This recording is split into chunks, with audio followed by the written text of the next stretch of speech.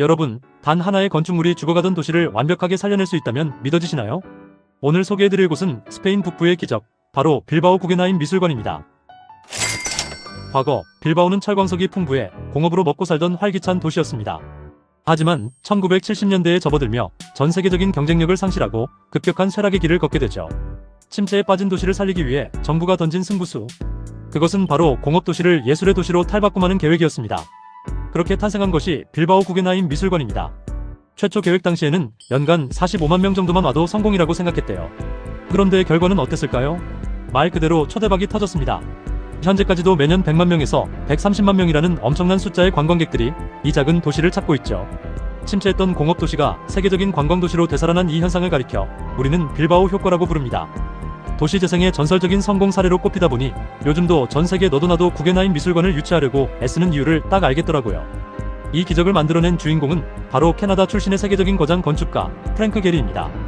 그는 1989년에 건축계의 노벨상이라 불리는 프리츠커상을 수상한 인물인데요.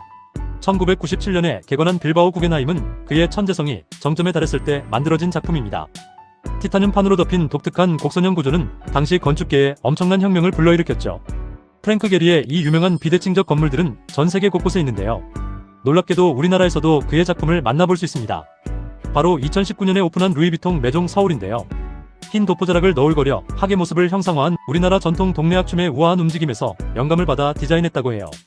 한국의 미를 서양 거장의 시선으로 풀어낸 게 정말 흥미롭지 않나요? 자, 이제 본격적으로 미술관 내부를 탐방해 볼 텐데요. 들어가자마자 미술관의 독특한 곡선 벽면 전체를 거대하게 뒤덮고 있는 은빛 물결에 시선을 빼앗기게 됩니다. 바로 아프리카 가나 출신의 세계적인 거장 엘 안나추이의 수면 위의 상승이라는 작품입니다. 멀리서 보면 마치 거대한 파도나 고급스러운 금속 천이 넘실거리는 것 같죠? 하지만 이 작품의 진짜 소름 돋는 반전은 가까이 다가갔을 때 일어납니다. 자세히 들여다보면 놀랍게도 수천, 수만 개의 버려진 알루미늄 술병 뚜껑을 망치로 일일 입혀서 구리 와이어로 엮어 만든 건데요. 뚜껑에 선명히 박힌 턴투 오픈이라는 문구들이 보이시나요? 작가는 이 일상의 쓰레기를 통해 현대사회의 과도한 소비주의와 폐기물 문제, 더 나아가 아프리카의 역사라는 묵직한 메시지를 예술로 승화시켰습니다. 거대한 스케일이 주는 아우라가 정말 숨이 멎을 정도입니다. 이 감동을 이어받아 발걸음을 옮기면 이번엔 보기만 해도 미소가 지어지는 아주 유쾌한 작품을 만나게 됩니다. 거대한 셔틀콕 모양을 하고 있는 이 조형물은 클라스 올텐버그와 코시에 반 부르겐 부부의 소프트 셔틀콕입니다. 배드민턴 셔틀콕을 상상을 초월하는 크기로 확대해서 전시장 한가운데에 툭 떨어뜨려 놓은 팝아트 스타일이죠. 익숙하신 분들도 계실 텐데요. 이 부분은 서울 청계천의 상징인 탑 모양의 조형물, 스프링을 만든 작가들로도 아주 유명하답니다. 팝아트의 유쾌함은 현대미술의 악동이자 거장인 제프 쿤스의 작품으로 이어집니다.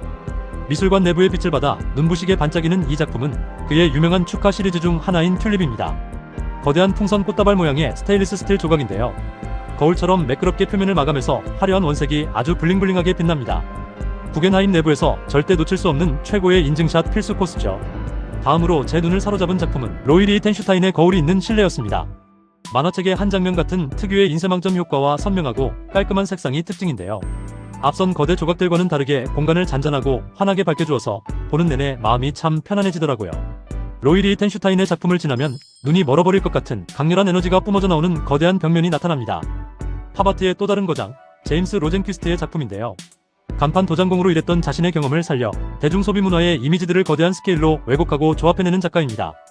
마치 거대한 광고판이 소용돌이치듯 휘몰아치는 비주얼 속에 현대사회의 속도감과 자본주의에 대한 날카로운 비판을 감각적으로 녹여냈습니다.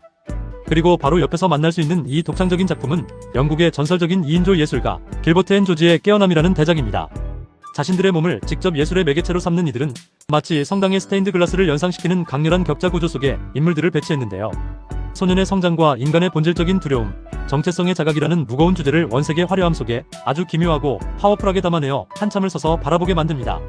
시각적인 충격은 미국을 대표하는 개념 미술의 거장 바바라 크루거의 독보적인 공간에서 정점을 찍습니다. 그녀는 권력, 소비주의, 젠더 같은 묵직한 주제들을 아주 간결하면서도 강력한 텍스트로 전달하는 예술가인데요.